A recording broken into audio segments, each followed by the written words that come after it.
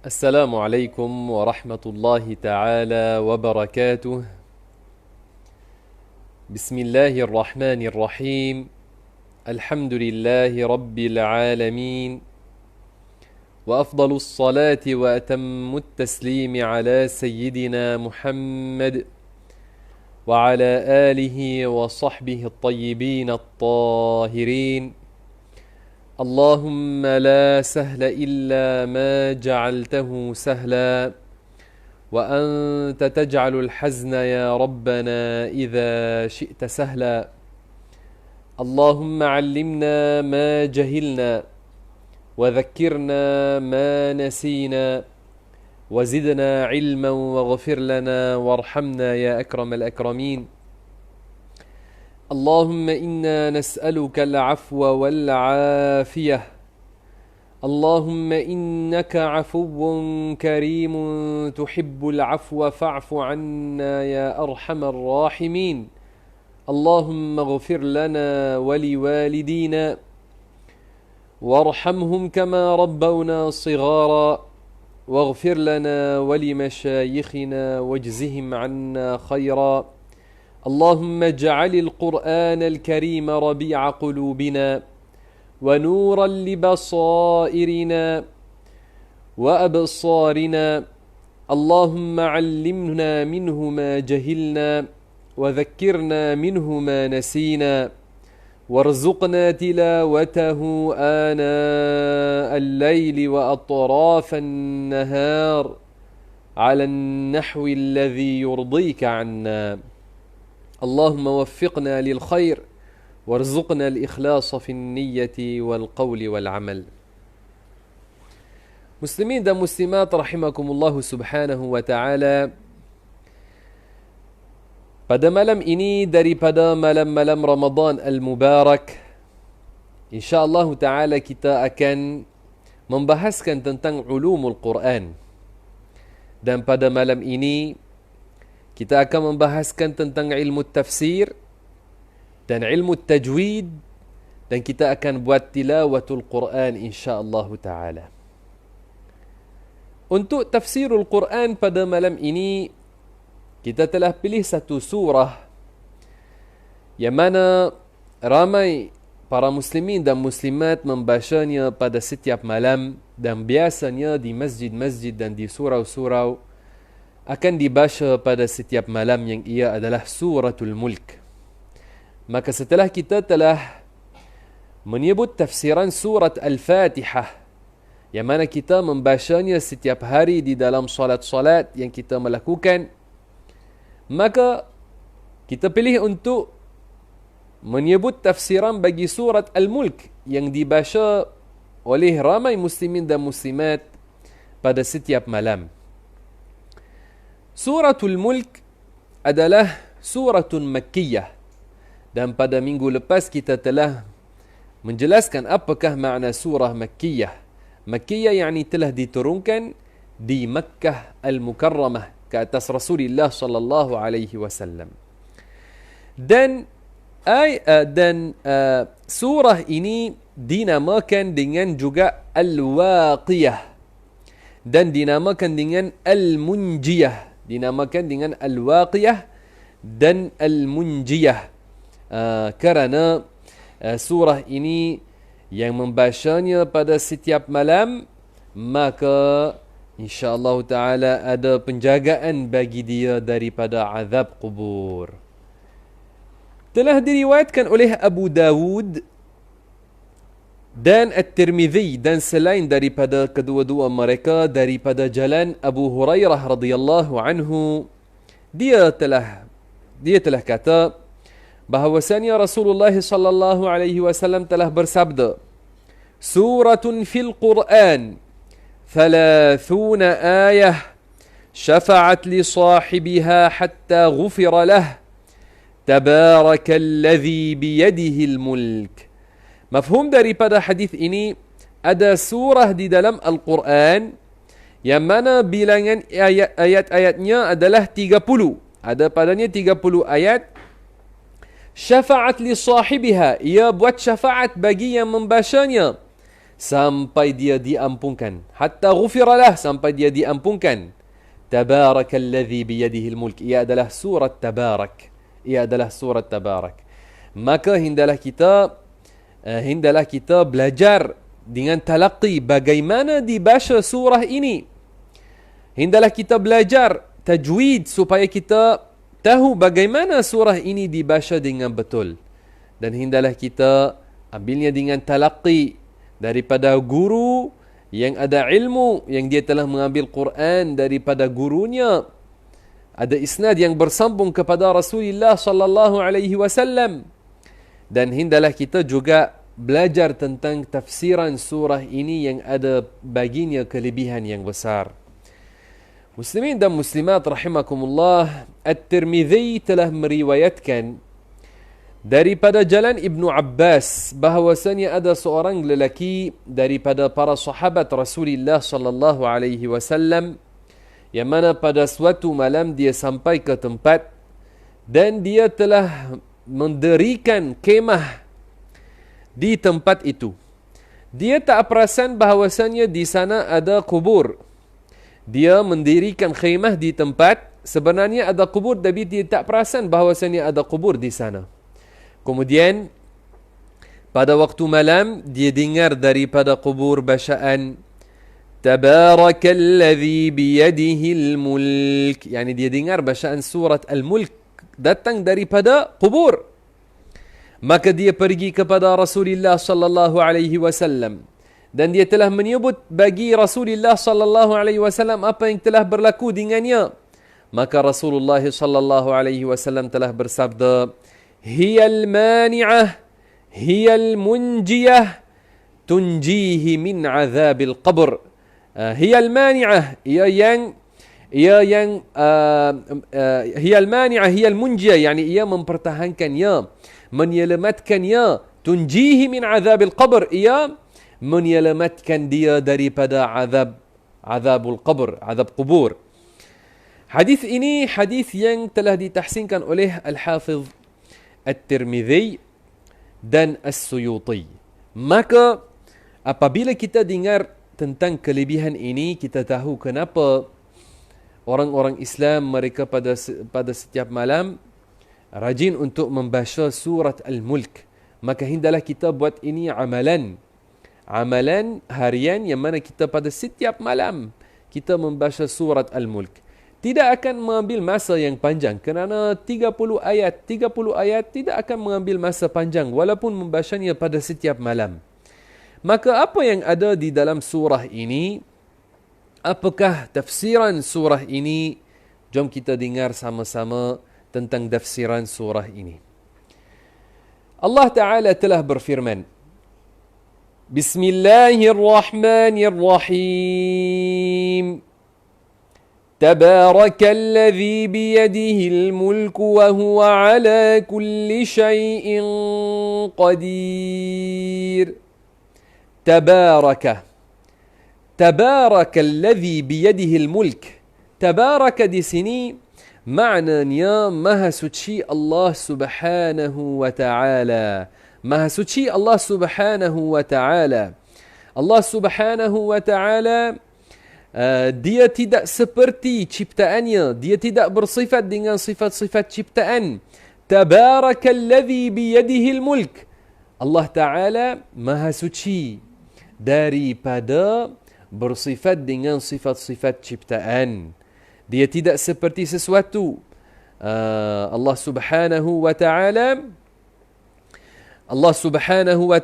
ada baginya keagungan yang abadi, yang tiada akhir baginya subhanahu wa ta'ala. Alladhi biyadihil mulku. Alladhi biyadihil mulku, yani Allah subhanahu wa ta'ala, dia yang milik semua sesuatu dan segala sesuatu ada di bawah kekuasaannya. Dia yang milik segala sesuatu. Segala sesuatu ada di bawah kekuasaan Allah subhanahu wa ta'ala. Dia buat pada miliknya apa yang dia kehendaki. Maka firman Allah Allazi biyadihil mulk bukan maknanya Allah ada baginya anggota tangan, dan anggota tangan itu ia pegang alam, wal'iyadzu billahi ta'ala, tidak. Kerana Allah tidak bersifat dengan anggota badan. Maka perkataan biyadihi di sini tidak boleh menafsirkannya secara zahir dengan makna Allah ada baginya anggota tangan.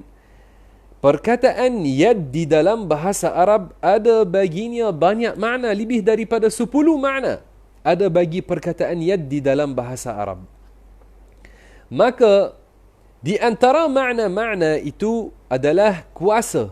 Di antara makna-makna itu adalah nikmat. Di antara makna yad janji. Di antara makna yad juga anggota tangan. Tetapi makna anggota tangan tidak boleh menisbahkannya kepada Allah. Kerana Allah Ta'ala bukan jisim yang besar seperti gunung. Bukan jisim yang kecil seperti habuk atau semut. Allah bukan seperti manusia. Dia tidak bersifat dengan anggota tangan atau kaki atau mata atau telinga. Bahkan dia berfirman dalam Al-Quran, "Laisa kamithlihi syai'", yakni Allah tidak seperti sesuatu. Dan tengok bagaimana surah ini pada awalnya ada tanzih, yakni ada menyucikan Allah daripada bersifat dengan sifat-sifat makhluk. Tabaraka, Maha suci Allah Subhanahu wa ta'ala daripada bersifat dengan sifat-sifat makhluk. Dan kerana ini Ibn Abbas telah menaskan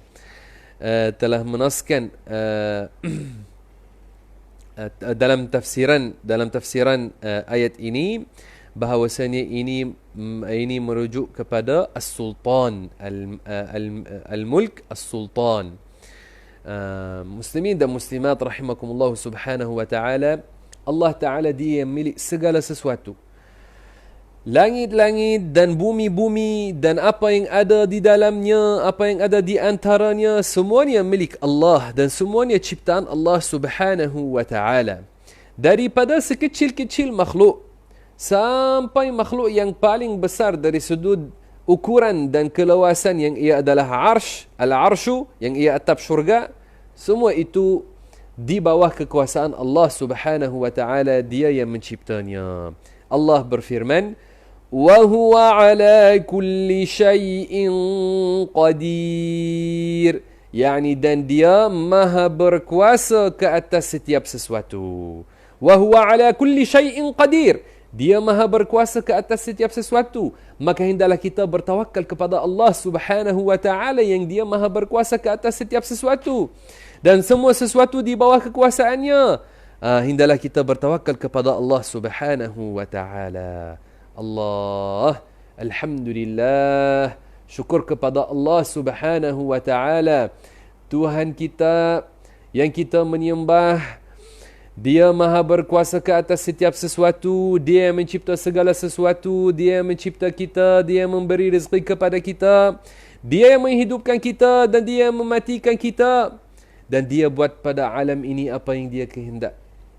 Maka hendaklah kita serahkan kepada Allah dan hendaklah kita bertawakal kepada Allah Subhanahu wa ta'ala. Allah Ta'ala telah berfirman, الذي خلق الموت والحياة ليبلوكم أيكم أحسن عملا.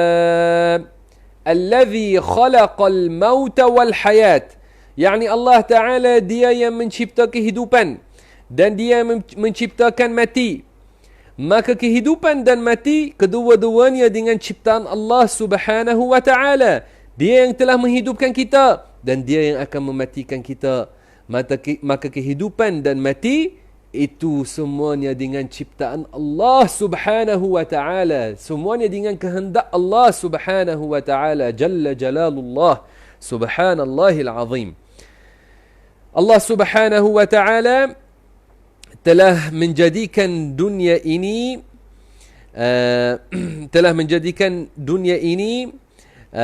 tempat yang mana kita hidup padanya sementara, kemudian kita akan mati dan keluar daripadanya. Dan dia telah menjadikan akhirat tempat kekekalan. Allah berfirman, liyabluwakum. Allah Ta'ala telah mencipta al-mauta wal hayat, mati dan kehidupan, liyabluwakum, ujian bagi kamu yani. Allah Ta'ala menguji kita dengan itu. Allah Ta'ala menguji kita dengan itu. Dia telah menciptakan kita di dunia ini, dia menghidupkan kita, kemudian dia mematikan kita. Kemudian kita akan dibangkitkan semula. Ini kita di dunia ini adalah ujian bagi kita. Apabila kita kata ujian, hendaklah difahami apakah maksud daripada itu. Apabila kita kata Allah Ta'ala menguji kita, bukan maknanya Allah Ta'ala tidak tahu apa yang hamba akan buat pada masa yang akan datang. Maka dia buat ujian bagi hamba supaya dia tahu apa yang hamba buat. Bukan. Kerana Allah Ta'ala ilmunya azali. Tidak ada permulaan bagi ilmunya. Dia tahu apa yang hamba akan buat sebelum dia mencipta hamba. Sebelum dia mencipta kita, sebelum dia mencipta alam ini semuanya, dia tahu apa yang kita akan melakukan, apa yang kita akan meyakinkan, apa yang kita akan mengucapkan. Dia tahu segala sesuatu dengan ilmunya yang azali. Tapi dia menguji kita, dia menzahirkan siapa di kalangan kita, siapa di kalangan ciptaan yang dia ikut kebenaran dan siapa yang ikut kebatilan. Bukan kerana dia tidak tahu. Dia tahu segala sesuatu dengan ilmunya yang azali. Bahkan dia menzahirkan kepada ciptaan. Kepada ciptaan, dia menzahirkan kepada ciptaan siapa yang ikut yang benar dan siapa yang tidak ikut yang benar dia ikut kesesatan. Dan dengan kita ada di dunia ini dan dizahirkan daripada setiap hamba apa yang Allah Ta'ala telah kehendak bagi dia untuk dia melakukan, sudah ada hujah ke atas setiap hamba bahawasanya dia telah dicipta di dunia ini dan dia telah melakukan apa yang dia melakukan. Kemudian dia dapat balasan di hari akhirat atas apa yang dia telah melakukan di dunia ini. Allah Ta'ala telah berfirman, ayyukum ahsanu amala. Yani Allah Ta'ala menzahirkan siapa di kalangan manusia yang dia lebih bertaat dan lebih cepat untuk melaksana suruhan Allah Subhanahu wa Ta'ala, dan siapa yang tidak taat kepada Allah Subhanahu wa Ta'ala dan melarang apa yang Allah Ta'ala atau dia tidak buat, siapa yang tidak buat apa yang Allah Ta'ala telah menyuruh untuk dibuat. Muslimin dan muslimat rahimakumullah, Allah Ta'ala telah menciptakan kita di dalam dunia ini, telah memberi kepada kita kehidupan, menghidupkan kita. Dengan kehidupan ini kita mampu untuk kita melakukan apa yang kita melakukan. Kita mampu untuk beramal, mampu untuk buat apa yang kita buat, dan Allah Ta'ala telah menjadikan atas kita mati.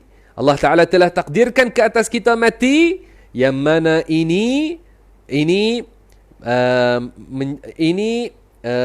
hindalah perkara ini sepatutnya menjadikan seorang manusia berusaha untuk dia pilih amalan yang baik dan menjauhi yang buruk. Maka apabila kita tahu kita hidup di dunia ini, tapi nanti kita akan mati, apabila kita ingat kita akan mati, ini menjadikan kita rajin untuk kita mahu pilih amalan yang baik dan melakukannya, dan menjauhi apa yang buruk, apa yang haram. Kerana ini juga Rasulullah sallallahu alaihi wasallam telah bersabda, adimu dhikra hadhimil ladzat. Hendaklah kamu sentiasa ingat mati yang memutuskan semua kelazatan.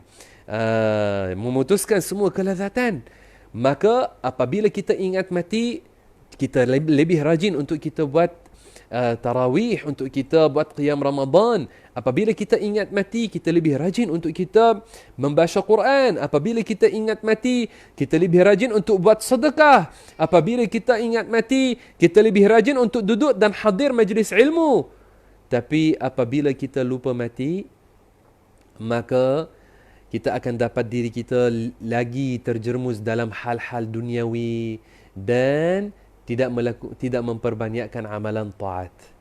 Kerana ini baginda Rasulullah sallallahu alaihi wasallam telah menggalakkan kita dan pesan kepada kita untuk memperbanyakkan ingat mati. Muslimin dan muslimat rahimakumullah, apabila seorang memperbanyakkan ingat mati, dia akan rasa hatinya jadi lembut. Hatinya jadi lembut. Apabila lupa mati, nanti hati jadi keras. Muslimin dan muslimat, Allah Ta'ala telah berfirman, وَهُوَ الْعَزِيزُ الْغَفُورُ. Al-Aziz ini di antara nama-nama Allah Subhanahu wa Ta'ala. وَهُوَ الْعَزِيزُ. Dia adalah Al-Aziz. Allah Ta'ala adalah Al-Aziz. Ini di antara nama-nama Allah Subhanahu wa Ta'ala, yakni yang tidak dapat dikalahkan. Tiada yang mampu mengalahkan Allah Subhanahu wa Ta'ala. Dia adalah Al-Aziz. Tiada yang mampu mengalahkan Allah Subhanahu wa Ta'ala. Muslimin dan muslimat rahimakumullah, adapun Al-Ghafur di antara nama-nama Allah Al-Ghafur, yakni dia yang Maha mengampun. Dia Maha mengampunkan dosa-dosa mereka yang bertaubat. Maka Allah Ta'ala dia mengampunkan dosa orang yang bertaubat. Allah Ta'ala telah berfirman, الذي خلق 7 سماوات طباقا ما ترى في خلق الرحمن من تفاوت فارجع البصر هل ترى من فطور. Allahu Akbar. Masya Allah Al-Azim. Apabila seorang belajar ilmu tafsir, dia dapat buat tadabbur dengan cara betul. Tapi apabila seorang tidak belajar ilmu tafsir, tidak belajar apakah makna ayat-ayat ini, bagaimana dia mahu buat tadabbur dengan betul? Tadabbur dengan betul perlu belajar tafsir dengan talaqi. Bukan seorang duduk tafsir Al-Quran bagi dirinya sendiri macam itu tanpa ilmu, tapi dengan talaqi. Allah berfirman, "Allazi khalaqa 7 samawati tibaqa." Allazi khalaqa, yakni dia yang telah menciptakan, yakni dia yang telah mengeluarkan daripada tiada kepada ada 7 samawati tibaqa, yakni 7 langit. 7 langit tibaqa. Tibaqa yakni setiap langit ada atas yang lain. Tibaqa ba'daha fawqa ba'din. Setiap langit ada atas yang lain. Di atas kita ada 7 langit. Di atas kita ada 7 langit. Kita ada tujuh bumi, bawah kita, dan ada 7 langit atas kita. 7 bumi itu juga warid dalam Al-Quran, kerana Allah Ta'ala telah berfirman, ada ayat Allah Ta'ala telah berfirman padanya, وَمِنَ الْأَرْضِ مِثْلَهُنْ, yani Allah Ta'ala telah menciptakan bumi-bumi yang bilangannya seperti bilangan langit-langit. Maka kita tahu daripada ini bahawasanya ada 7 langit dan ada 7 bumi. Ini nas daripada Al-Quran Al-Karim. 7 langit dan 7 bumi. Di antara bumi yang kita hidup atasnya dan langit yang pertama yang warnanya biru yang kita melihatnya apabila kita tengok kepadanya, ada jarak 500 tahun perjalanan 500 tahun, jarak perjalanan 500 tahun. Dan ketebalan setiap langit adalah jarak perjalanan 500 tahun seperti mana warid dalam hadis. Bagaimana kita tahu ini? Kita tahu ini kerana Rasulullah sallallahu alaihi wasallam mengkhabarkan tentangnya, dan khabaran Rasulullah sallallahu alaihi wasallam itu betul. Apa yang Rasulullah mengkhabarkan itu benar. Kita beriman dengan Muhammad sallallahu alaihi wasallam dan apa yang dikhabarkan oleh Muhammad sallallahu alaihi wasallam. Kita beriman dengan Al-Quran Al-Karim dan apa yang ada di dalamnya. Kita orang Islam. Walaupun ada setengah saintis yang daripada barat yang mereka mengingkari kewujudan bukan beragama Islam, mereka mengingkari kewujudan langit, mengingkari bahawasanya ada di atas kita jisim-jisim yang tebal, yang keras. Mereka mengingkari, tapi kita mempercayai ada kita. Ada setengah golongan saintis daripada barat, mereka kata apa yang kita melihat yang warnanya biru itu hanya condensation of gas. Mereka kata ini gas yang itu gas. Tapi kita umat Islam meyakini bahawasanya warna biru yang kita melihat itu adalah langit. Dan dalam surat Al-Mulk ada bukti tentang ini. Langit, 7 langit ini adalah jisim-jisim yang kasar. Bukan jisim yang halus, bahkan ia jisim kasar, tebal. Ketebalan setiap langit, jarak perjalanan 500 tahun. Dan jarak di antara setiap langit dan yang atasnya, jarak perjalanan 500 tahun. Dan 7 langit penuh dengan malaikat. Matahari dan bulan dan bintang-bintang semuanya ada bawah langit yang pertama. Bukan ia atas langit yang pertama, bahkan ia bawah langit yang pertama. Muslimin dan muslimat rahimakumullah subhanahu wa ta'ala. 7 langit ini penuh dengan malaikat. Penuh dengan malaikat. Warid dalam hadis bahawasanya tidak ada jarak 4 jari di dalam 7 langit, melainkan ada di dalamnya satu malaikat yang berdiri atau buat rukuk atau buat sujud. Maka ia penuh dengan para malaikat.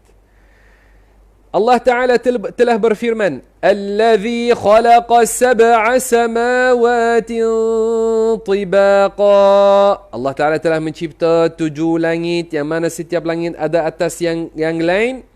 Ma tara fi khalqir rahmani min tafawut.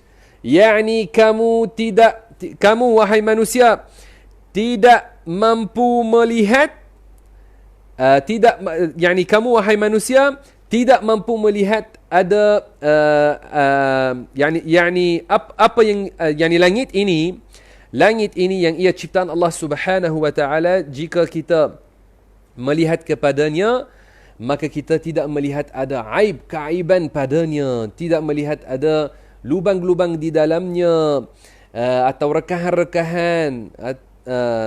Dan ini difahami juga daripada firman Allah Ta'ala ini, bahawasanya Allah Ta'ala tidak mencipta sesuatu sia-sia tanpa hikmah. Bahkan setiap perkara yang ia ciptaan Allah Ta'ala telah menciptanya kerana ada hikmah daripada menciptanya. Maka Allah Ta'ala tidak menciptakan sesuatu sia-sia tanpa ada hikmah daripada menciptakannya. Ini difahami daripada firman Allah, Ma tara fi khalqir rahmani min tafawut.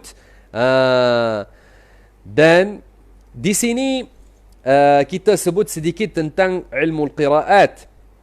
Hamzah dan Al-Kisai, ini qari-qari yang masyhur. Mereka telah baca min tafawut.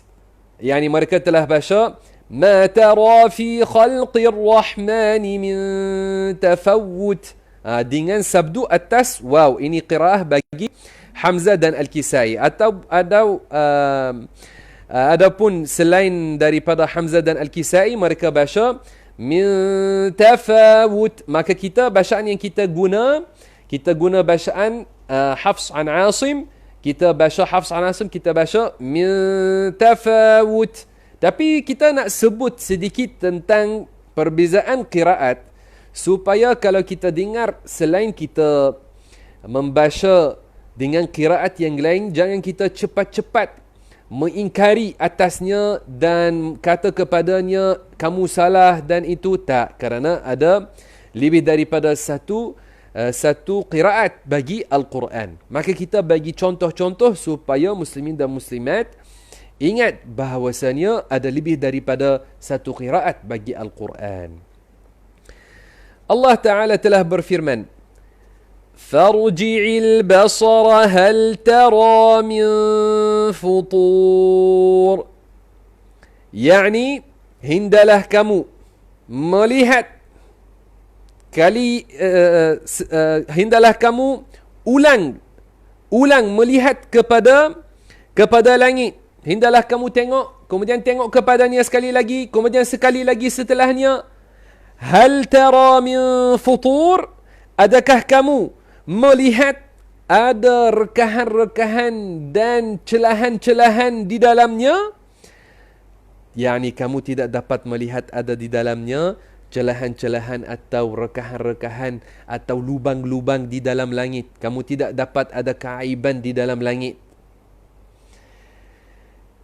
Dan di sini Abu Amr dan Hamzah dan Al-Kisai dan Hisham mereka telah membaca hattara.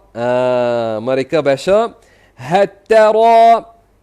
Adapun Hafs an Asim bacaan yang kita guna hal tara.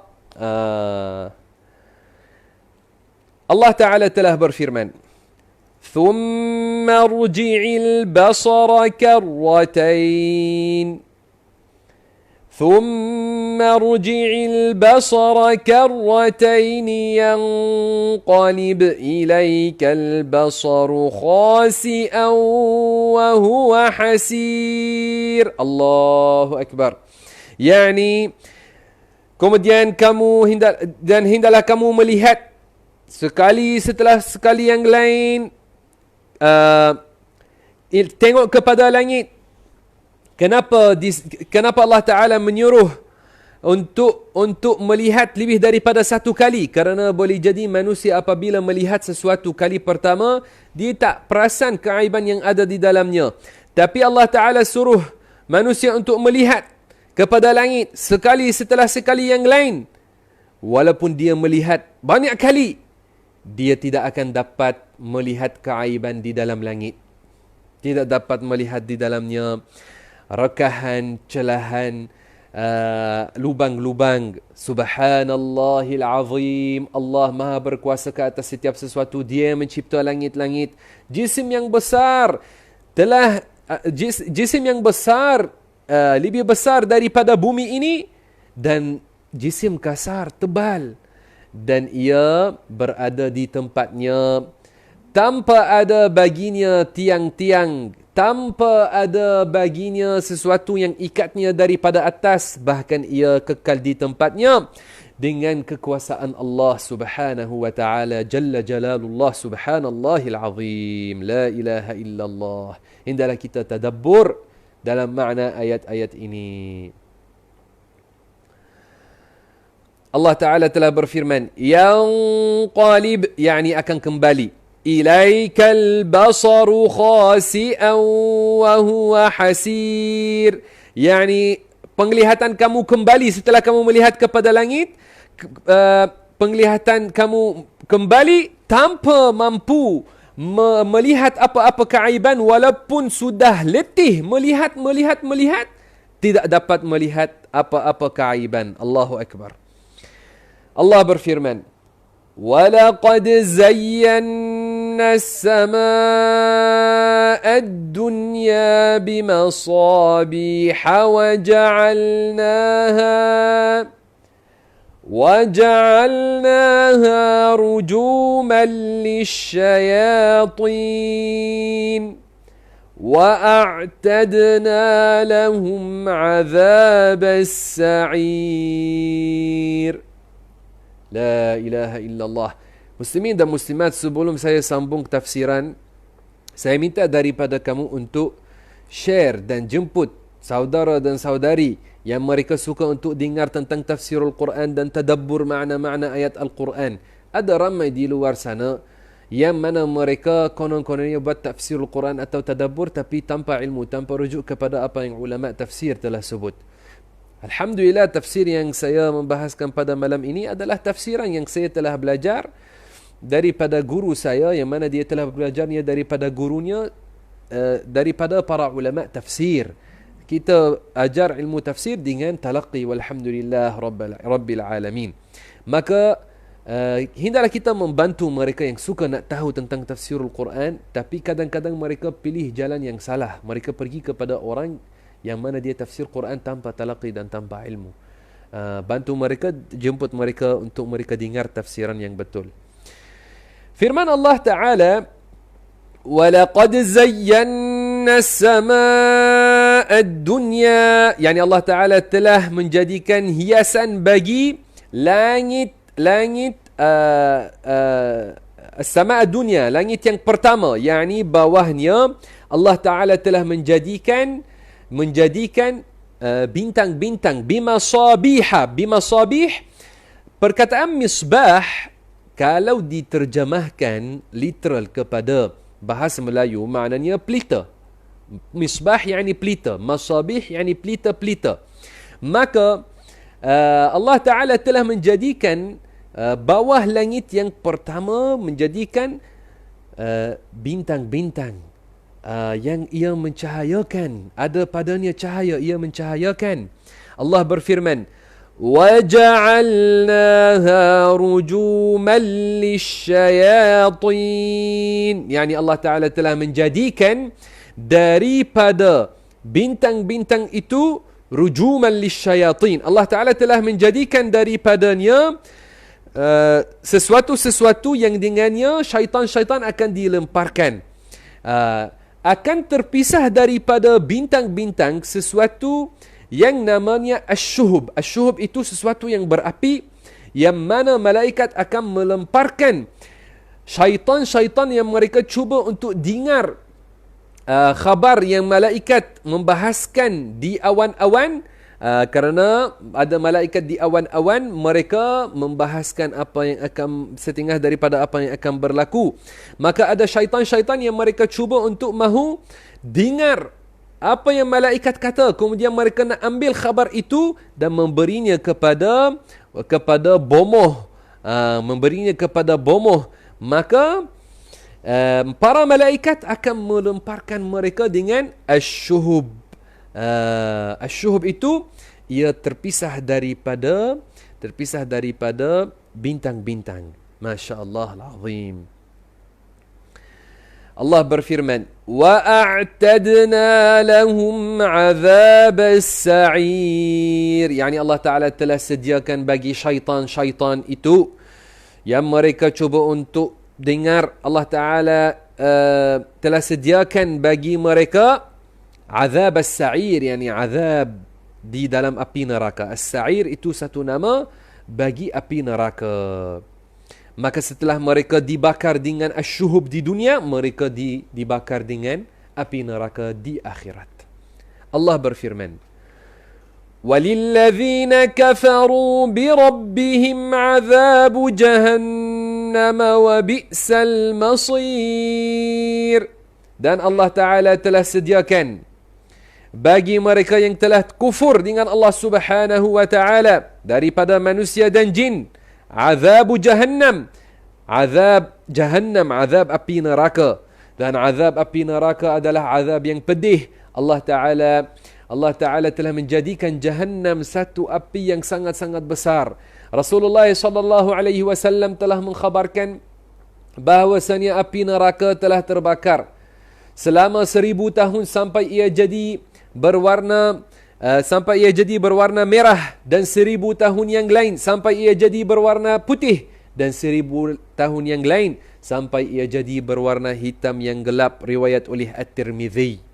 Maka itu adalah api neraka yang azabnya pedih. Yang mahu jaga dirinya dan ahli keluarganya daripada api neraka itu, caranya, jalannya adalah dengan dia belajar ilmu agama, khususnya ilmu fardu ain, yang dengannya seorang tahu apa yang halal, apa yang haram, apa yang wajib, supaya dia melaksana yang wajib dan meninggalkan yang haram. Muslimin dan muslimat, dan perlu seorang jaga akidah dia, pegang dengan akidah Ahlus Sunnah wal Jamaah supaya dia selamat. Allah berfirman, wa bi'sal masir, yakni Allah Ta'ala mengkhabarkan bahawasanya ia tempat yang sangat buruk. Api neraka itu bi'sal masir, wa bi'sal masir, yakni ia adalah tempat yang buruk. Maka yang masuk ke dalamnya maka dia masuk ke tempat yang buruk yang ada dalamnya azab. Muslimin dan muslimat, di sini ada satu faedah yang penting. Kita tidak suka api neraka. Dan setiap hari kita minta daripada Allah, kita kata waqina azabannar. Yani Allah, pertahankanlah kita daripada azab api neraka. Maka kita tidak suka api neraka. Tapi kita tidak boleh kata tentang api neraka sesuatu yang mendustakan Al-Quran.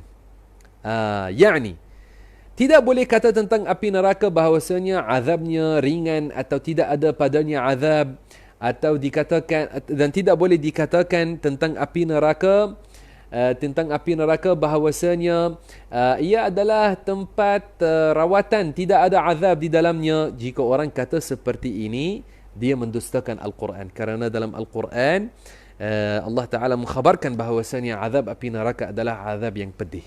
Maka ada setengah orang yang mereka wal'iyadhu billahi ta'ala, mereka orang-orang yang mahu bergurau dan main-main, maka mereka cakap tentang perkara-perkara berkait dengan agama dengan cara yang mendustakan Al-Quran. Perlu berhati-hati daripada itu. Jangan seorang bergurau dengan cara mendustakan Al-Quran Al-Karim, dan jangan orang mempersendakan ancaman Allah Subhanahu wa ta'ala. Allah Ta'ala telah mengancam orang-orang kafir dengan api neraka. Jangan seorang mempersendakan ancaman Allah Subhanahu wa ta'ala. Allah Ta'ala telah berfirman, إِذَا أُلْقُوا فِيهَا سَمِعُوا لَهَا شَهِيقًا وَهِيَ تَفُورُ. Allahu Akbar. Yani Allah berfirman, idza ulqu fiha, yani apabila orang-orang kafir dilemparkan, dicampakkan ke dalam api neraka, sami'u laha, yani mereka akan dengar daripada api neraka syahiqan. Syahiqan itu satu bunyi yang kuat yang keluar daripada dalam api neraka. Bunyi yang kuat yang menakutkan keluar daripada dalam api neraka. Yani mereka dengar satu bunyi yang mengganggu. Kata ulama, kasautil himar, seperti bunyi yang keluar daripada keldai yang mengganggu. Tapi yang keluar daripada api neraka itu sangat-sangat kuat. Kenapa keluar daripadanya bunyi yang sangat-sangat kuat seperti itu? Kerana ia adalah api yang besar dan ia mendidih. Allah Ta'ala berfirman, وَهِيَ تَفُورُ أي تغلي بهم كغلي المرجل. يعني ia api neraka mendidih apabila ada dalamnya orang-orang kafir, seperti mana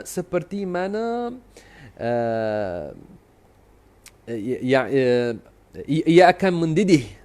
Itu mendidih, yani dalam bahasa Inggeris kata boiling. Subhanallahil azim, la ilaha illallah. Orang yang dengar tentang azab api neraka ini, hendaklah dia bertakwa kepada Allah Subhanahu wa ta'ala. Hendaklah dia bertakwa kepada Allah. Hendaklah dia bersungguh-sungguh dalam amalan ibadah di bulan Ramadan. Pada setiap hari daripada hari-hari Ramadan, Allah Ta'ala akan melepaskan setengah daripada hamba-Nya daripada masuk ke dalam api neraka. Dan pada hari yang akhir daripada Ramadan, Allah Ta'ala akan melepaskan sejumlah apa yang dia telah lepaskan di semua bulan Ramadan sebelum. Maka harap kita di bulan Ramadan ini jadi daripada mereka yang dilepaskan daripada api neraka. Amin ya rabbal alamin. Allah Ta'ala telah berfirman, تكاد تميز من الغيظ تكاد تميز من الغيظ كلما ألقي فيها فوج سألهم خزنتها ألم يأتكم نذير. تكاد تميز من الغيظ يعني جهنم hampir terpotong-potong kerana ia mendidih dan sangat kuat. Tapi ia tidak akan terpotong-potong, tapi hampir kerana sangat-sangat kuat. Minal ghaidhi, ia seolah-olah ia marah atas orang-orang kafir. Kullama ulqiya fiha faujun, setiap kali dicampak di dalamnya sekumpulan daripada orang-orang kafir, sa'alahum khazanatuha, malaikat-malaikat penjaga api neraka, yakni Malik dan pembantu-pembantu Malik, mereka akan tanya kepada orang-orang kafir, alam ya'tikum nadhir, yakni bukankah telah datang kepada kamu rasul yang telah memberi kepada kamu amaran? Qalu bala qad ja'ana nadhirun فكذبنا وقلنا ما نزل الله من شيء إن أنتم إلا في ضلال كبير. يعني mereka, golongan-golongan kafir ini, mereka jawab, bahkan sudah datang kepada kita Rasul yang telah memberi kepada kita amaran, tapi kita telah mendustakan dia dan kita telah kata Allah Ta'ala tidak menurunkan apa-apa. Yakni mereka, golongan-golongan kafir telah kata bahawasanya Allah Ta'ala tidak menurunkan apa-apa dalam Al-Quran, dalam kitab-kitab samawi daripada ayat-ayat yang ada padanya janji dengan nikmat atau ancaman dengan api neraka. Qalu bala qad ja'ana nadhirun fakadzabna wa qulna ma nazzala Allahu min syai' in antum illa fi dalalin kabir. Yani ini ada dua tafsiran bagi ulama. Ada dua tafsiran bagi ulama tentang yang akhir di dalam ayat ini. Ada ulama yang kata golongan-golongan kafir, mereka telah kata kepada para rasul yang telah diutuskan kepada mereka, mereka telah kata kepada mereka, in antum illa fi dalalin kabir. Yani mereka kata kepada para rasul yang telah diutuskan kepada mereka, kamu ada di dalam kesesatan. Orang-orang kafir kata kepada para rasul, kamu ada dalam kesesatan. Dan ada ulama yang menafsirkan bahawasanya ini adalah kata para malaikat kepada orang-orang kafir. Yani malaikat akan kata kepada mereka, kamu berada dalam azab yang ia adalah balasan ke atas kesesatan kamu yang kamu telah melakukan di dunia. Allahu Akbar. Allahu Akbar. Allah Ta'ala telah berfirman, وَقَالُوا لَوْ كُنَّا نَسْمَعُ أَوْ نَعْقِلُ مَا كُنَّا فِي أَصْحَابِ السَّعِيرِ. Yani orang-orang kafir akan kata, jika kita di dunia telah dengar dengan cara menerima kebenaran, atau kita telah menggunakan akal kita dengan cara betul untuk memahami kebenaran, kami tidak akan masuk ke dalam api neraka, jadi daripada golongan-golongan yang kekal dalam api neraka. فَاعْتَرَفُوا بِذَنبِهِمْ فَسُحْقًا لِأَصْحَابِ السَّعِيرِ. Mereka telah mengiktirafkan dengan apa yang mereka telah melakukan di dunia. Mereka telah mengiktirafkan bahawasanya mereka telah mendustakan para rasul. Tapi pengiktirafan ini tidak memanfaatkan mereka lagi. Mereka akan kekal dalam api neraka. Fasuhqan li ashabis sa'ir. Ini adalah doa ke atas mereka orang-orang kafir, mereka yang masuk dalam api neraka. Dan dalam surah ini, setelah Allah Ta'ala telah sebut tentang ancaman bagi orang-orang kafir, Allah Ta'ala telah menyebut tentang janji bagi orang-orang yang beriman.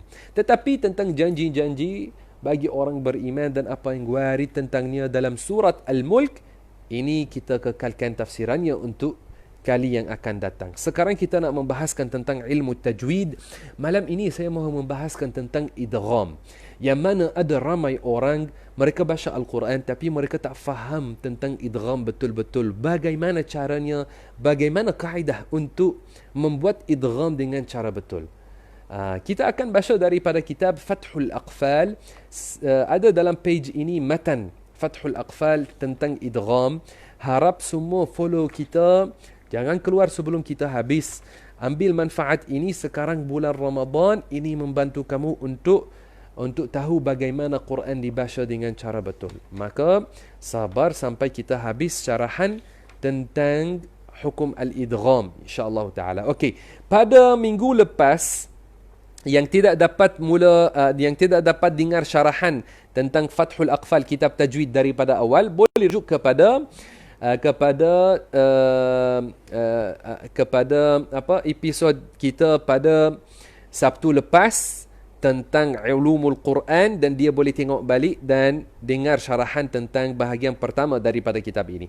Pada malam ini kita nak membahaskan tentang idgham setelah kita telah membahaskan tentang izhar pada minggu lepas. Okey, kata pengarang rahimahullahu taala, والثاني إدغام بستة أتت في يرملون عندهم قد ثبتت لكنها قسمان قسم يدغما فيه بغنة بينمو علما والثاني إدغام بغير غنة في اللام والراء ثم كررنه. Ini tentang idgham. Okey, pada malam ini saya telah sediakan ini papan kecil kerana pada minggu lepas ada setengah sahabat yang minta, mereka kata kalau Syekh boleh guna papan kecil supaya kita lagi faham apa yang Syekh sebut tentang contoh-contoh bagi ahkamut tajwid. Maka saya telah sediakan papan kecil ini. Okey. Maka tentang al-idgham, malam ini kita membahaskan tentang idgham. Al-idgham. Idgham itu apakah definisinya? Idgham maknanya dari sudut bahasa idkhalus syai'i fi syai', masukkan sesuatu dalam sesuatu yang lain. Ini adalah idgham. Dari sudut bahasa perkataan idgham yakni masukkan sesuatu dalam sesuatu yang lain. Adapun dalam ilmu tajwid, idgham maksud dengannya adalah apabila bertemunya huruf yang ada sukun atasnya dengan huruf yang ada harakah atasnya. Harakah yakni sama ada dhamma, fathah atau kasrah. Itu harakah. Ini dinamakan harakah. Ini adalah harakah. Dhamma, fathah, kasrah dinamakan harakah. Ini dinamakan dengan sukun. Ini sukun. Maka apabila bertemu dua huruf, huruf pertama ada sukun, huruf kedua ada harakah, maka kita masukkan huruf pertama dalam huruf yang kedua. Itu dinamakan dengan idgham. Ini dinamakan dengan idgham. Okey, tapi sini yang idgham kita nak membahaskan tentang nun dan tanwin. Kita masih lagi membahaskan tentang ahkamun nunis sakinati wat tanwin. Kita membahaskan tentang ahkamun nun as-sakinah dan at-tanwin. Maka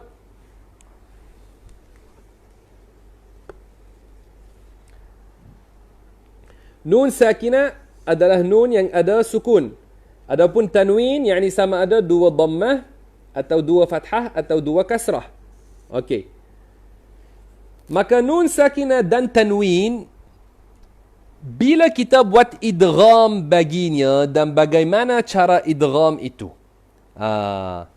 Nun sakinah itu huruf sakin, huruf yang ada sukun atasnya. Kita dah kata idgham apabila bertemu huruf yang ada sukun, setelahnya huruf yang ada harakah. Maka nun sakinah, nun adalah satu huruf yang ada sukun atasnya. Dan tanwin, tanwin sebenarnya adalah nun. Nun, tapi kita tak tulisnya dengan bentuk nun. Kita tulisnya dengan bentuk tanwin. Tapi dari sudut kita melafazkannya seperti mana kita melafazkan nun sakinah. Maka kerana ini ada hukum yang sama dengan nun yang ada sukun. Maka apabila bertemu nun yang ada sukun atau tanwin bertemu dengan huruful idgham, kita buat idgham. Apakah huruful idgham itu?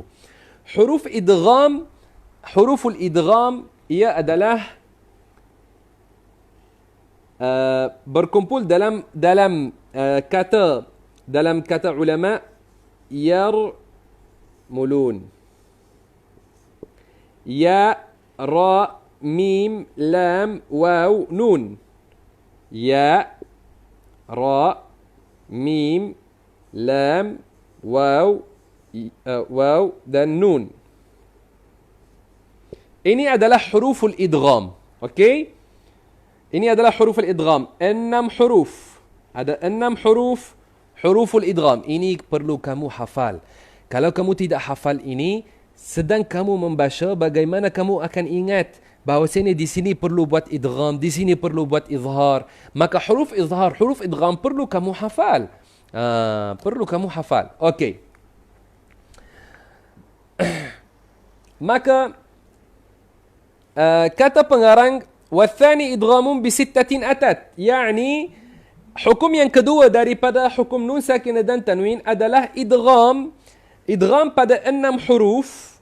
Fi yarmuluna indahum qad thabatat, ia berkumpul dalam perkataan yarmulun. Okey. Kata pengarang, lakinnaha qismani, tetapi huruf ini terbahagi kepada 2 bahagian. Yani 6 huruf idgham ini terbahagi kepada 2 bahagian. Apakah 2 bahagian itu? Harap papan ini jelas.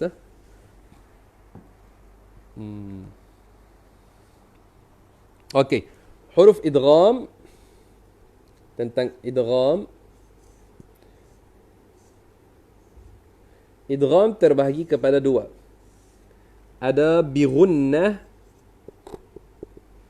dengan gunnah, ada bila gunnah, tanpa gunnah. Yang bi gunnah itu ia berkumpul dalam kata dalam perkataan yanmu. Kamu hafal perkataan ini, boleh ingat apakah huruf idgham dengan gunnah. Yanmu itu yakni ya, nun, mim dan waw. Ini adalah 4 buatnya dengan gunnah. Okey. Apabila kita mahu buat idgham dengan gunnah, ada 3 perkara yang kamu perlu meraihkan. Di sini saya mahu syarah cara untuk kita buat idgham, maka kamu perlu fokus. Ada 3 perkara. Kalau mahu buat idgham dengan gunnah, okey, ada 3 perkara saya akan tulis. Ini kunci bagi kamu untuk tahu tentang idgham betul-betul. 3 perkara perlu kamu buat untuk idgham kamu jadi betul. Ada setengah orang, mereka sangka diri mereka buat idgham, tapi idgham mereka tidak betul. Kerana mereka tak faham ini. Di sini dalam idgham bi gunnah, apabila ada idgham bi gunnah, dengan gunnah. Gunnah itu apa gunnah? Gunnah adalah satu bunyi yang keluar daripada khayshum. Dari dalam, daripada khayshum ia keluar, bukan daripada lidah. Gunnah itu bukan daripada lidah. Maka apabila kita ada idgham dengan gunnah, apakah makna idgham dengan gunnah? Bagaimana kita buat? Yani kita perlu untuk buat 3 perkara. Yang pertama, idkhalu al-harf al-awwal bil-thani. Masukkan huruf pertama dalam huruf yang kedua. Apabila masukkan huruf pertama dalam huruf yang kedua, maknanya kamu tidak akan melafazkan huruf pertama. Maka apabila kamu mahu buat idgham bagi nun sakina, dalam contohnya dalam nun yang lain, atau dalam ya, atau dalam mim, atau dalam waw, maka apabila kamu mahu buat idgham, yani kamu tidak akan melafazkan nun itu kerana sudah masuk dalam huruf yang lain. Tidak akan sebutnya. Yang kedua, ini makna idkhalul harf al-awwal bil harf al-thani. Masukkan huruf pertama dalam huruf yang kedua. Okey, sekarang perkara yang kedua yang kamu perlu buat untuk idgham. Apakah ia? At-tashdid. Sabdu. Kamu kena ada sabdu kerana apabila dua huruf, satu huruf sukun, satu huruf ada harakah bertemu, maka ia akan jadi seperti satu huruf dan ada sabdu atasnya. Maka cara kita melafazkannya dengan disabdukan, dengan ada syadda apabila kita melafazkannya. Maka dua huruf akan jadi seperti satu huruf yang ada atasnya syaddah, ada atasnya sabdu, yang mana lidah kita akan membacanya sekali. Yani apabila sudah ada sabdu atasnya, maka satu pergerakan bagi lidah kita untuk menyebut huruf itu. Dan perkara yang ketiga untuk idgham betul dalam apabila ia adalah idgham bi ghunnah, kita kena kekalkan al-ghunnah. Al-ghunnah fi al-ghunnah kerana kita atas telah ditulis bi ghunnah. Okey, kamu kena buat ghunnah. Al-ghunnah tu kena buat ghunnah. Ghunnah itu kita dah kata, ghunnah itu bunyi yang keluar daripada khayshum, bukan keluar daripada lidah. Tidak ada kerja bagi lidah dalam ghunnah. Tidak ada kerja bagi lidah dalam ghunnah. Ghunnah itu daripada khayshum, bukan daripada lidah dan gigi. Okey. Maka muslimin dan muslimat, 3 perkara ini yang saya telah tulis, kamu kena jaga supaya idgham kamu betul. Pertama, masukkan satu huruf dalam huruf yang masukkan huruf yang pertama pada huruf yang kedua. Buat sebutnya dengan cara yang disabdukan, kemudian dan hendaklah kamu jaga ghunnah. Okey, sekarang kita nak bagi contoh-contoh supaya lebih jelas apa yang kita telah syarah. Okey, masih lagi kita syarah tentang idgham bi ghunnah, idgham dengan ghunnah. Contohnya,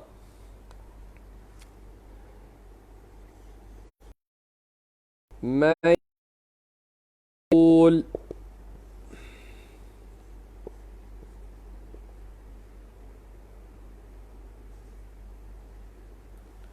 Okey. Man yaqul. Ada di sini nun yang ada sabdu. Nun ada sabdu, ada di sini nun yang ada sukun atasnya. Ada sini nun yang ada sukun atasnya, dan ada ya yang ada fathah atasnya. Okey, ada ya yang ada fathah atasnya. Maka apabila kita mahu membacanya, kita kena buat idgham. Idgham bi ghunnah. Idgham bi ghunnah. Bagaimana kita buat idgham bi ghunnah? Kita dari sudut lafaz, kita akan masukkan nun dalam ya. Maka kita tidak melafazkan lagi nun. Dan kita akan sabdukan.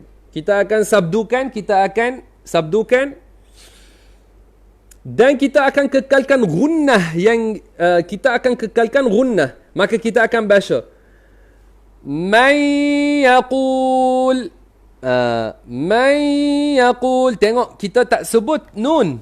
Kita tak kata man yaqul. Tidak. Bahkan terus daripada mim kita pindah kepada ya, tapi kita sabdukan dan kekalkan gunnah. Man yaqul. Dengan ini kita telah buat tiga perkara yang kita sebut. Kita telah buat. Okey.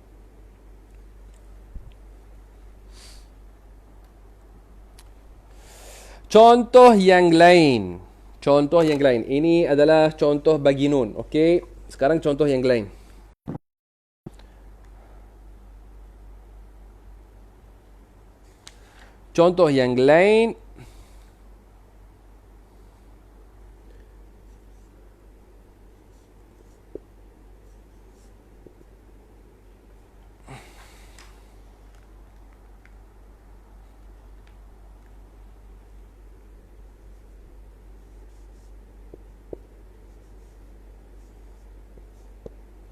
Contoh yang lain. وَبَرْقٌ يَجْعَلُونَ. وَبَرْقٌ يَجْعَلُونَ.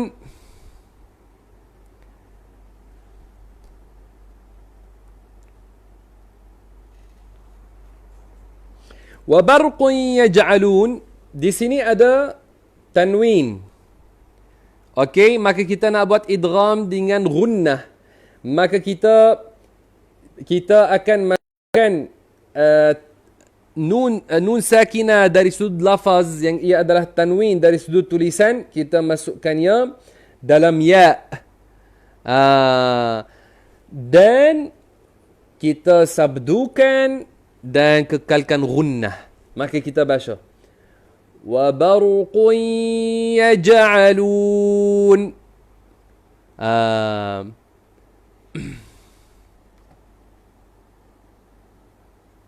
نعم أستاذ رسلي أقلب الجوال. أوكي يلا أقلبه هكذا. أوكي.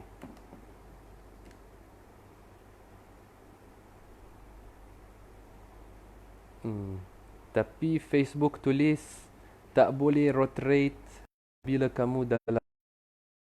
Jadi saya tak tahu macam mana nak buat.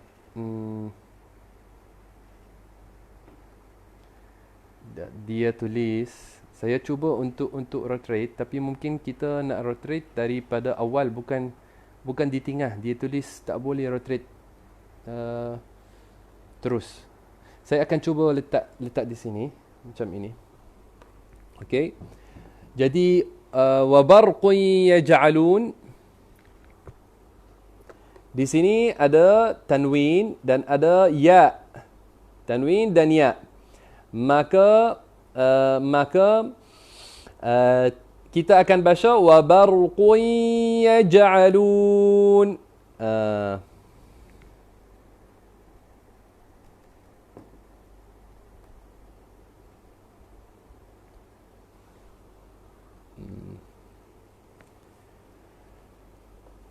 Kita tak baca, ini kita tak bacanya, tidak bacanya dengan cara wa barqun yaj'alun. Tidak. Kita tidak bacanya dengan cara wa barqun yaj'alun. Tak. Karena idgham apabila idgham yakni nun dan tanwin sudah dimasukkan dalam huruf yang setelahnya, maka tidak dilafazkan lagi, tapi kita kekalkan gunnah dan kita sabdukan. Saya rasa sudah jelas dengan ini. Apakah makna idgham dengan gunnah? Idgham dengan gunnah. Apabila dalam idgham kamu melafazkan nun atau tanwin dengan cara kamu sebut kamu kata maknanya kamu tidak buat idgham dengan betul. Ini bagi guru-guru yang mengajar tajwid. Apabila nak ajar budak-budak, juga hati-hati apabila mereka nak baca tempat yang ada dalamnya idgham, tapi mereka buat maknanya mereka masih lagi melafazkan nun. Okey.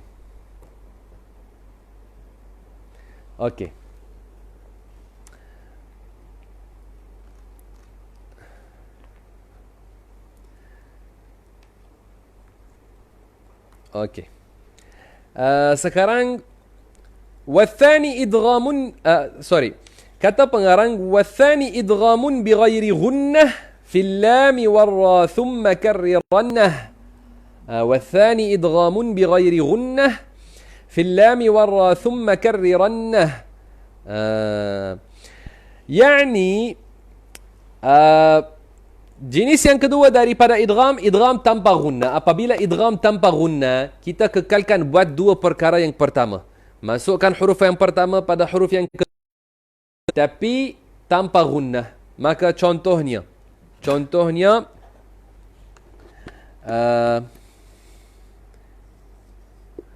mir rabbihim.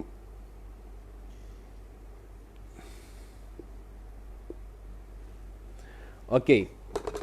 Contoh mir rabbihim, kita ada nun setelahnya ra. Nun ada sukun, kemudian ada ra. Maka bagaimana kita akan bacanya? Mir rabbihim, kita tidak lafazkan nun dan tidak ada gunna, maka kita baca mir rabbihim. Mir rabbihim. Cara ini kita baca. Okey, yakni apa yang kita buat? Kita akan masukkan huruf pertama pada huruf yang kedua dan kita kekalkan sabdu. Itu adalah apa yang kita akan buat apabila ia idgham tapi tanpa gunnah. Dan idgham tanpa gunnah itu pada dua huruf. Apakah dua huruf itu? Lam dan ra. Lam dan ra itu adalah idgham tanpa gunnah. Ini berdasar bacaan kita Hafs an Asim. Hafs an Asim itu adalah cara kita. Yang mana kita idgham pada 4 dan tidak idgham pada 2. Okey. Adapun ada bacaan yang lain yang ia khalaf daripada Hamzah, maka idgham dengan gunna pada bacaan dia pada 2 huruf yang ia nun dan mim, dan tanpa gunna pada 4 huruf yang ia lam dan ra. Itu adalah bacaan khalaf daripada jalan Hamzah.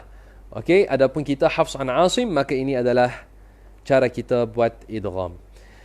Harap muslimin dan muslimat telah faham tentang idgham pada malam ini, dan insya-Allah taala kamu dapat untuk baca dengan cara yang betul biiznillah subhanahu wa taala. Pada malam ini kita akan baca daripada surat Al-Mulk, dan kita akan khatam tazkirah kita dengan itu insya-Allah taala. Yang telah talaqi surat Al-Mulk hendaklah dia baca bersama kita. A'udzu billahi minasy syaithanir rajim. Bismillahirrahmanirrahim. Tabarakalladzi biyadihi al-mulk wa huwa ala kulli syai'in qadir.